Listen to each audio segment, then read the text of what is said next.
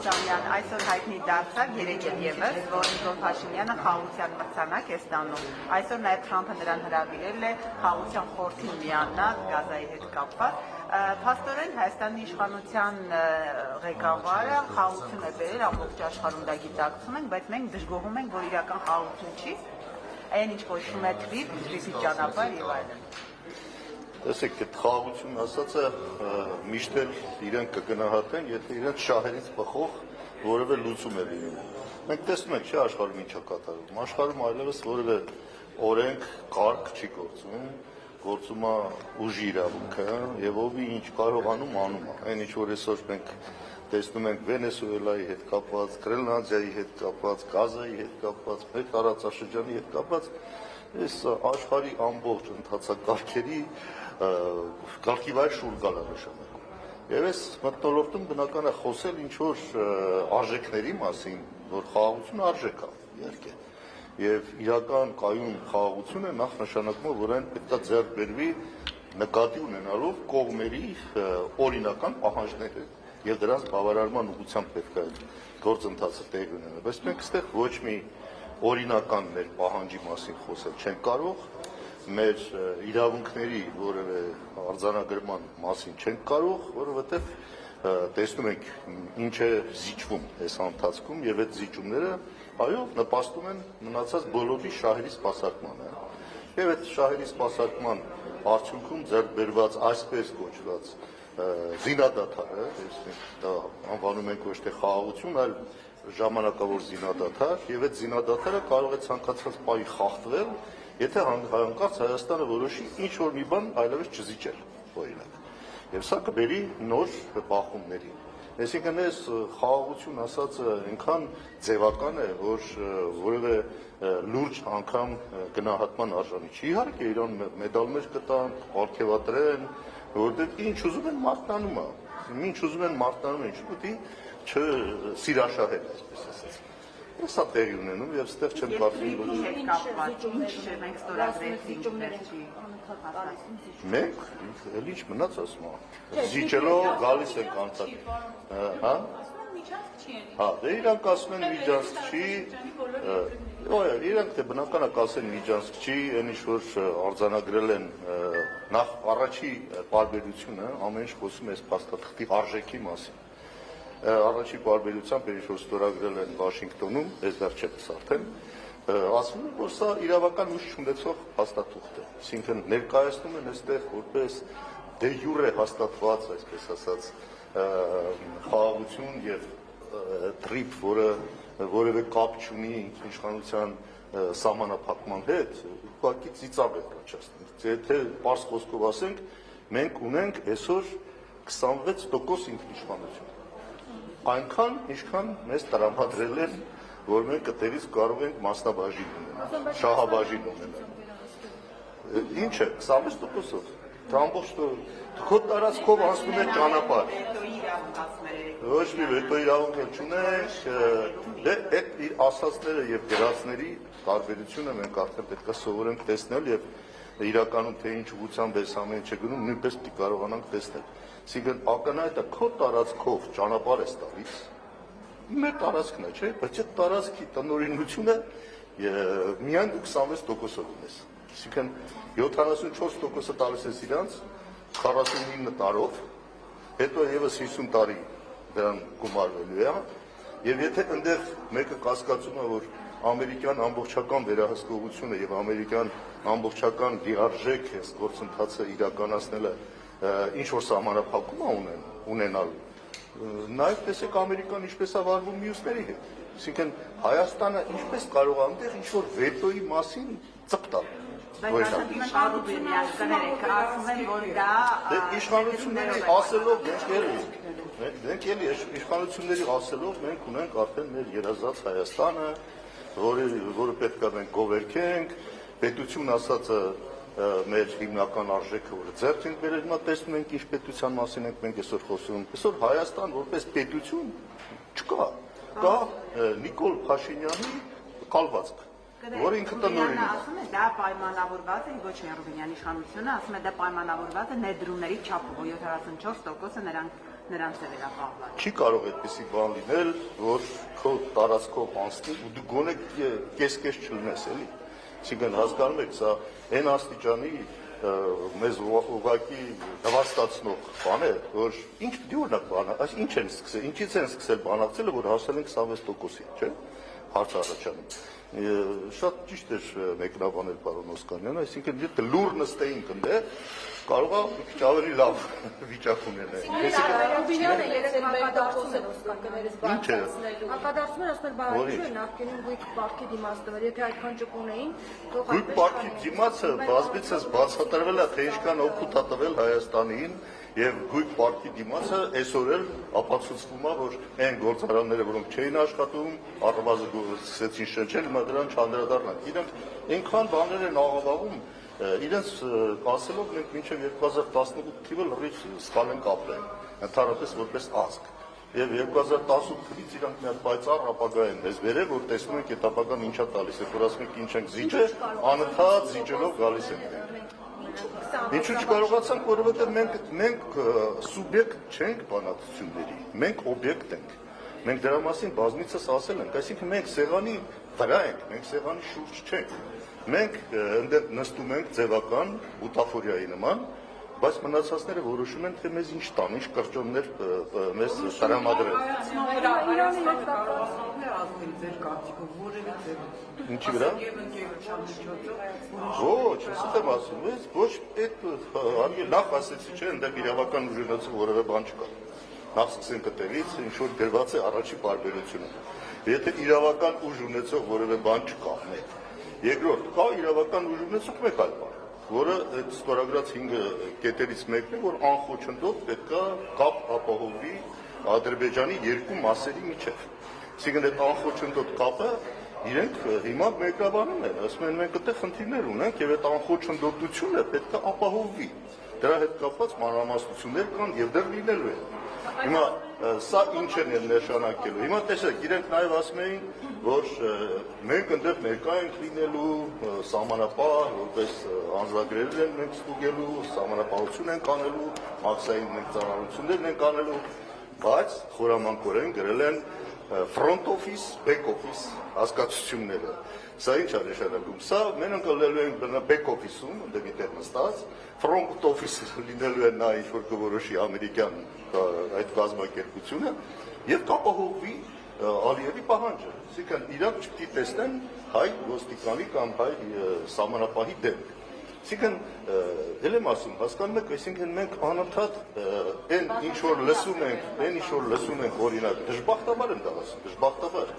այն ինչ որ լսում ենք մեր հարևաններից, թուրք-ադրբեջանական տանդեմի կողմից, դրանք իրականացվում են։ Այն ինչ որ լսում ենք հայկական կողմից, դրա հակառակն է տեղի ունենում։ Այսինքն Հայաստանը դες ինչու գնաց այդ որ ասում եք փաստաթղթի իրավական ուժի Հայաստանում սեղանի շուրջ սեղանի տակա ինչու գնաց որպեսի պատերազմ Հայաստանը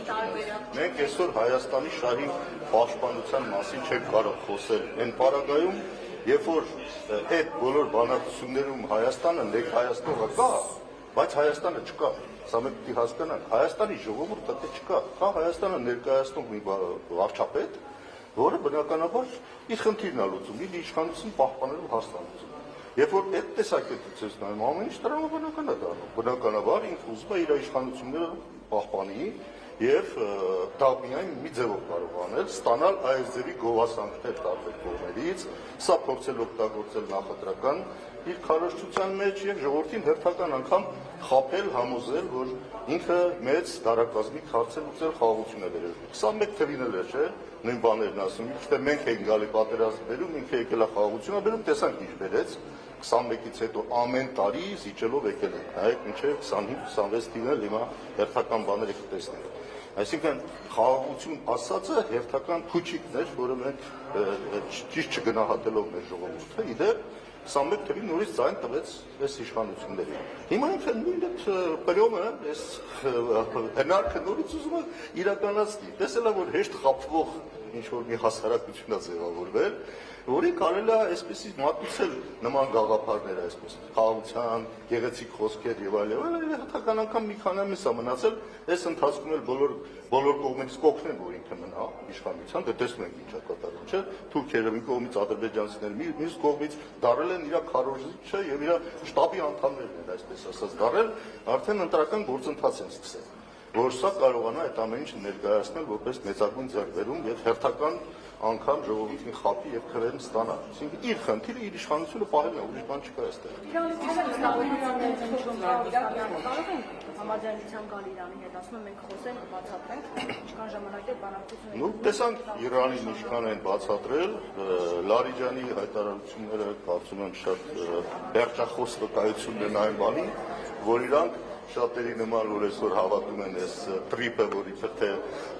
ինքնիշխան տարածք է, Լարիջանի եւ մյուսները, որոնք դեշատպես դերակատարություն ունեն, այդ կարծիքին չեն։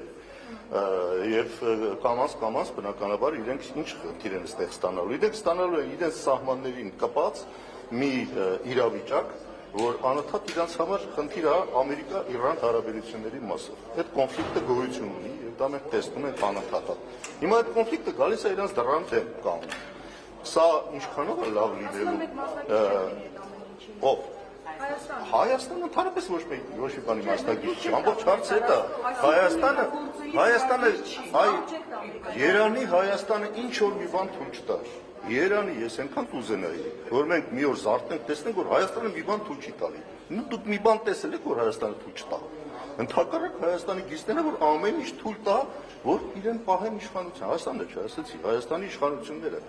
Հայաստանի իշխանությունների համար անգամ Հայաստանի տարածքային ամբողջականությունը կարևոր չի։ Իրան պետք է մի տարածք մնա, որտեղ իրանք իշխանություն ունենան։ Էսա։ Ես 29743-ից արդեն խոսելն անիմաստ է։ Այդտեղ չունենք այդքան։ Հիմա վերջում ինչ կմնա։ Ես նույն սահմանազատում սահմանագծումից եւ այլից, ես էլ թող ժողովուրդը որոշի։ Այո, վերջում կարող է մնալ մի հատ տարածք, որտեղ կառավարության շենքը լինի, իշխանություն ունենա, վերահսկելի ինչ որ մի տարածություն եւ ասի էսի մեր երազած Հայաստանն է, իրական Հայաստանն է։ Նորյան տրիպի մասին ասեք, դա իրագործելի է կամ արում եւ հետո լավ բաթը լավ։ Այ տրիպը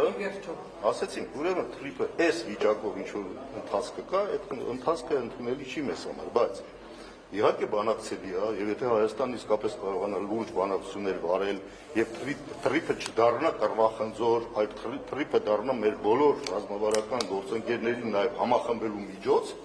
դա կարող լավ աշխատի, ինչու ոչ։ Մենք ասել ենք, չի կարող քո տարածքով միայն տրիպը սահմանափակվել։ 43 կիլոմետր ինչի պետք է լինի։ Եթե մենք խոսում ենք Խաշմերուկի մասին, դա առնվազն պիտի հասնի մինչեւ Երասխավան։ Այսինքն ինքն էլ մի կողմից, Ադրբեջանն էլ մի կողմից այդ նույն տրիպի տրամաբանությամբ պետք է տարածքներ տա, չէ՞։ Հնարավորություն տա, տարածք չասենք, տա հնարավորություն հաղորդակցության։ Փոխադարձության մասին են այսքան ժամանակ խոսում, ստեղ ինչ փոխադարձություն եք տեսնում։ Մեր տարածքի վրա բոլորը ինչ որ բաներ են ստանում, դիվիդենդներ եւ հնարավորություններ են ստանում։ Բայց մենք ինչ ենք ստանում իրենց տարածքներից։ Այս ձևական բանը, որ մի երկու հատ հացահատիկ եկավ, բենզին եկավ եւ այլ, այդ երբ ուզենան կկտրեն, երբ ուզենան խրախուսելու համար կթողնեն։ Եթե անում են, այսօր խրախուսելու պահն է, այսօր թոս փչելու պահն է, այսպես ասած, որ մոլորեցնեն ժողովրդին, որ տեսեք, ունեք մի հատ իշխանություն, որը պետք է պահեք, որ կարողանանք մենք իրար հետ լավ ապրել, եւ այդ իշխանությունն այսօրվա իշխանություններն են Նիկոլ Փաշինյանի ղեկավարությամբ։ Այս են ուզում իրանք անել։ Եվ դրա մասին ասում են Հակաֆիդանը բարձ հայտարարել, չէ՞։ Բարձ հայտարարել է, որ այս քաղաքական կամքը, այս գիծը պետք է պահպանվի։ Եվ Նիկոլ Փաշինյանին ամեն ինչ պետք է անել, ինչը իշխանությունն ասում է դուք սխալ եք։ Դե իշխանությունները գիտեք ոնց է, բանն է, երբ որ նայում ես ուղիղ, ասում ես սպիտակա, իրանք ասում են չէ, դուք լավ չեք նայում, մի քիչ ուրիշ կողմով որ նայեք, տեսնեք ինչ որ այլ երանգներ կան։ Բայց գրած է, չէ՞, խտի վրա։ Թող մարդիկ վերցնեն, կարդան, տեսնեն ինչ է գրած։ Այդ չի գրած, Հակոբ Ֆիդան ասել է, այս գիծը եւ այս կամքը քաղաքական պետք է պահպանվի։ Այսինքն դա ասում է դիվանագետ է հələ։ Սա դիվանագետական լեզվով ասված է,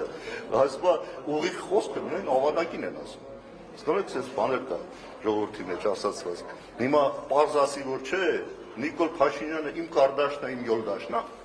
որ բոլորը հասկանան ինչի մասն է խոսքը։ Բաց ասել ոնց ասի։ Պարոն Ռուստամյան, եթե դուք կաք իշխանություն, պատկերացնենք, եթե դուք իշխանություն, ծրի նախագծի հետ կապված, հաստատիկ որտեղ դուք կվերանայեք, որը լավարկեք, որը կչեղարկեք եւ երկրորդ հարց, պարոն Սաղաթելյանը օրերս հայտարարեց, որ 2020 թվականին կապված է ծնայի վարչաժի դաշնորհող ընդունել ասեք, որ քաղաքական ուժերի հետ պատկերացնող դաշտերի կազմում, արդյոք այն շարունակելու գլխավորել անհավեր կոչվարի Նախ թրիկի հետ կապված մենք կվերացնենք բոլոր այն մտահոգությունները, որոնք այսօր մենք ունենք եւ դա հնարավոր է իրականացնել, այդ մտահոգությունները մի քանի ուղղություն ունեն։ Առաջինը նախ այն է, որ մեր ինքնիշխանության սահմանափակում մենք այս ամենի մեջ տեսնում ենք եւ սա պետք է փորձենք վերացնել բանակցությունների միջոցով։ Մենք չենք ասում, որ ճանապարհները չբացվեն, մենք չենք ասում, որ հաղորդակցության միջոցները մեզ պետք չեն, պետք են իհարկե, բայց դա պետք է լինի փոխադարձության սկզբունքով, մեր ինքնիշխան տարածքները մեր վերահսկողության տակ պահելու միջոցով, իսկ փոխադարձությունը նշանակում է առնվազն տրիպը պետք է շարունակություն ունենա 43 կիլոմետրով չպետք է սահմանափակվի, գա հասնի մինչև օրինակ Երասխավան։ Մեկը թողից բացատրի, եթե իրենք իսկապես ուզում են Հայաստանը դարձնել խաչմերուկ, ինչի են եղած ճանապարհին զուգահեռ Թուրքիայում գիտեք, չէ, 200 քանի կիլոմետրանոց ճանապարհ է կառուցվում։ Զուգահեռ մեր ճանապարհին իրենց տարածքով կառուցվում է ճանապարհ։ Իսկ իրենք ուղղակի Հայաստանն ուզում են շրջանցել։ Ուղղակի Հայաստանը ռազմաքաղաքական ռազմավարական այս գծից, որի վրա գտնվում է Հայաստանը, Սյունիքի նշանակությունը է, ուզում են դնել ռազմավարական, ռազմաքաղաքական պարկի մեջ։ Այսինքն մենք մեզնից ոչինչ չներկայացնենք։ Իրանց պետք է, որ հայկական գործոնը չեզոքացվի։ Մենք սա չպետք է թույլ տանք, որևէ ձևով թրիպ կլինի, թե այլ կլինի։ Եթե խոսում ենք որպես սուբյեկտ, որը ունի իրավունքները, եւ այդ իրավունքները նաեւ ունի, մանավանդ իր տարածքն է, չէ՞, տալիս, որը դրա դիմաց կարա պահանջի բավականին լուրջ հարցերի լուծում։ Սա է խնդիրը եւ մենք սա կարողանանք իրականացնել։ Ստրիպն էլ ինչից առաջացավ։ Երբ որ այս իշխանությունները հրաժարվեցին Լաչինի միջանցքի հետ կապված հարցերից, Արցախի հետ կապված հարցերից, եւ այս հարցերը իրանց ապաշնորհության հետևանքով բերեցին անընդհատ զիջումների վիճակի։ Այսինքն տրիպը վերաբանակցելու է։ Այո, ոչ, ասեցի ուղղությունները մոտարապես ինչ է։ Բայց չի ամերիկյան կողմը չհամաձայնվի, երբ որ մենք օրինական լեգիտիմ պահանջներ ենք դնելու, մենք չենք ավել բան ուզում, քան դրա իրավունք ունենք։ Բայց այսօր մերոնք ավել բան ուժելու մասին չէ, իրանք կորցնում են ամեն ինչ, տալիս են, զիջում են ամեն ինչ, որպեսզի ստանան բարեհաճությունը սիրաշահեն բոլորին եւ իրենք էլ սիրաշահեն այս իշխանություններին, որտեղ իրանց խնդիրն էլ եմ ասում, Հայաստանի շահը չի, իրանց խնդիրը իշխանության պահելու խնդիրն է։ Որ հարցը։ Տեսեք, մենք շատ հստակ այս վերջի երակն ժողովը եկել են եզրակացության եւ սա մենք պետք է մեր ժողովրդին փոխանցենք։ Կամ մի քանի հստակ արձանագրում, որը կարծում եմ կարևոր է, որ մեր հասարակությունն իմանա։ Նախ հստակ է, որ որևէ մեկը, այդ թվում դաշնակցությունը, միայնակ չի կարող հաջողել իշխանապահություն իրականացնել։ Եվ այս ընտրությունները մենք հենց այդ տրամաբանությամբ պետք է դիտենք։ Այսինքն այս ընտրությունները պետք է վերածվի իշխանապահության գործընթացի, այլ միջոց անիմաստա։ Դրա համար երկու պայման ա պետք, որ ցանկացած ուժ կարողանա բավարարել։ Ոչ միայն ինքը հաղթահարի շեմը, որտեղ եթե չհաղթարած չեմ, այդ նշանակում է փոշիացում, այդ նշանակում է Նիկոլ Փաշինյանի օգտին մասնակցություն։ Համաշխարհությունների պահպանման օգտին, վերարտադրման օգտին մասնակցություն, սա մեկ։ Բայց եթե ինքը անհրաժեշտ շեմը, անհրաժեշտ պայմանը բավարարում է, անցնում է, բայց ընդդիմությունը չի հաղթում, մենք ունենում ենք այս վիճակը, ինչ որ հիմա ունենք։ Այսինքն առընթաց այստեղ կաշկանդված անդիգությունը լինելու, անգամ կանոնակարգով իրան տրված հնարավորությունները թույլ չեն տալու օգտագործել, դու ունենալու ես այն ներկայությունը, որը չի ազդելու երկրի ընդհանուր գործընթացի վրա։ Սա դառը փորձից ենք մենք ասում։ Ուրեմն, եթե ուզում ենք հաջողել, ոչ միայն մեր հաջողության մասին պետք է մտածենք, այլև ընդդիմության ընդհանուր հաջողության մասին պետք է մտածենք։ Եվ ես կարծում եմ պետք է այս ամենը հասկացող եւ ընկալող ընդդիմադիր խոշոր մի քանի միավորների դաշինք, ոչ թե դաշինք, այլ ճակատ ձևավորվի, ամեն մեկը մի քանի խոշորներ, ես ասեմ, այդ մի քանի խոշորները, որոնք շեմը հաղթահարելու են, բայց միևնույն ժամանակ իրանք պետք է քարոզությունը տանեն այնպես, որ եթե մեզ ինձ կոնկրետ ձայն չեք տալիս, կարող եք տալ այս ճակատից որևէ մեկին։ Եվ ժողովրդին մղել, որ գնա ընտրության եւ ընտրություն կատարի ընդդիմության մեջ։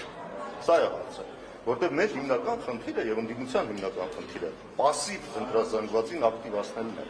Իսկ դա չի կարող մեկ ուժ կատարել։ Դա պետք է կատարի մի քանի ուժ, որ ժողովուրդը այն пассив ովքեր որ այսօր դժգոհ են իշխանություններից, իսկ դժգոհությունը շատ մեծ է այս իշխանություններից։ Ընդդիմության գործը դա գեներացնելն է, իրականություն դարձնելն է։ Եվ այդ դժգոհ ընտրազանգվածը ընտրելու հնարավորություն պետք է ունենա։ Եթե մեր չի ուզում, թող գնանտրի մեկ այլ ընդդիմադիր ուժի։ Սա է խնդիրը եւ կարծում եմ այսօր 3-4 այդպիսի ուժեր երևում են։ Մասնավորապես հանրապետական Մասնավորապես մենք օրինակ իշխանստեր շատ դառը բաներ են խոստանում իբր թե մեր մասի պատկերացումներով ապագային նկարագրում դաշնակցություն, բայց դա մենք այո նախընտրում ենք ինչ-որ մեծ դաշինքներ ձևավորել մեր գաղափարները, մոտեցումները նկատի ունենալով դաշնակցությունն եւ այս նոր ձևով մեր ձևով շարժումն է ուժեղ Հայաստան կուսակցություն կլինի անունը թե ինչ այդքան էական չի կարող են լինել կողքից նաեւ այո նրանք ովքեր որ ունեն իրենց ընտրազանգվածը բայց դրանք չեն հաջողել ինչ-ինչ պատճառներով հիմա կարող են ավելի թարմացնել եւ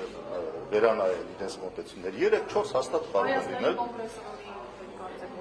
մենք հիմա բոլորի հետ ենք ակտիվ բանակցություն, բայց այս թեմայի շուրջ։ Այսինքն մենք ոչ թե միայն դաշինքի, լայն ճակատի մասին է խոսքը գնում։ Այսինքն մասնակցելը թող մասնակցեն խոշոր միավորներով, բայց մեկ ճակատ պետք է լինի ընդդիմադիր, որը այս տրամաբանությունը պահպանի, այսինքն մեկի հաջողությունը պայմանավորված է մյուսների հաջողությամբ։ Ում հետ խոսել ենք, այո, բոլորի հետ էլ խոսել ենք։ Բոլոր նրանք, տեսեք, Աստվածաշնչի մեջ լավ սկզբունք կա։ Ասում են, ով որ մեր դեմ չի, մեր հետ է։ Հիմա ով որ այս նպատակին դեմ չի, Նիկոլ Փաշինյանի իշխանությունը կանխելու, որ վերարտադրվեն, մենք պիտի համարենք իրանք մեր զինակիցն են, մեր հետ են։ Եվ այդ ձևով ընդլայնվի այն դաշտը, որը կարող է ակտիվացնել այս իշխանությունների հակազանգվածը։ Այս հակազանգվածը շատ մեծ զանգված է, իրենք էլ լավ գիտեն, տեսել ենք իրանց վարկանիշները, չէ՞,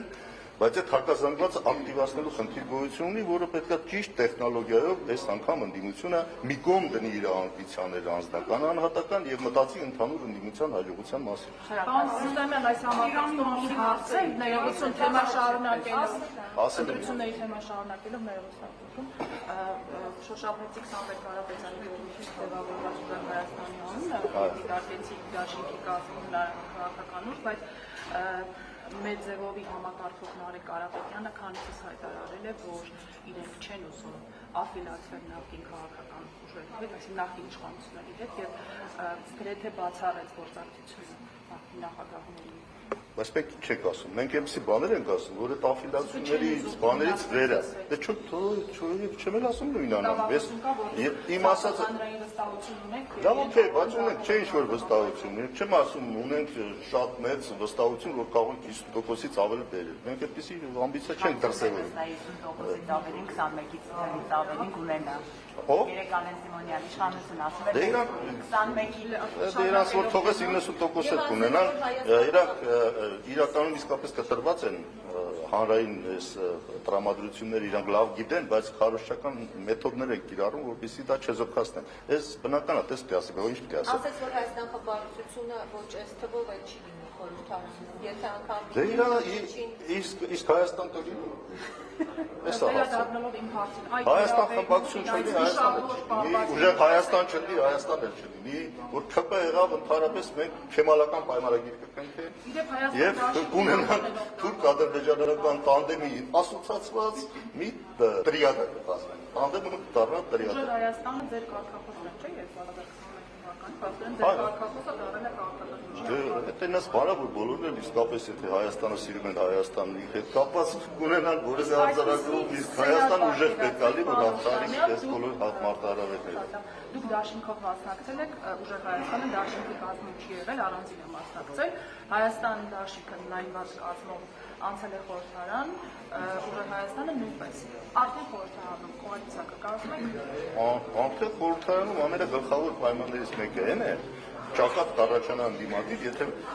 հայտարարեն մասնակիցները, որ որևէ ձևով չեն համագործակցի այս իշխանությունների հետ ընտրական փուլում։ Եվ բնականաբար ես կարծում եմ սա տրամաբանությունն է հուշում, եթե ընդդիմությունը ունենա միասնաբար մեծամասնություն, ասում եմ հենց Աստված պահանջի եւ ժողովուրդը, որ իրանք միանան, ուրիշ ճանապարհ չկա։ Եթե դեռ ուրիշ կասկածեցնել չեն։ Ոչ միայն չեն բացառում, այլ շատ հավանական եմ համարում։ Շատ հավանական եմ համարում։ Դրանից էլ իրենք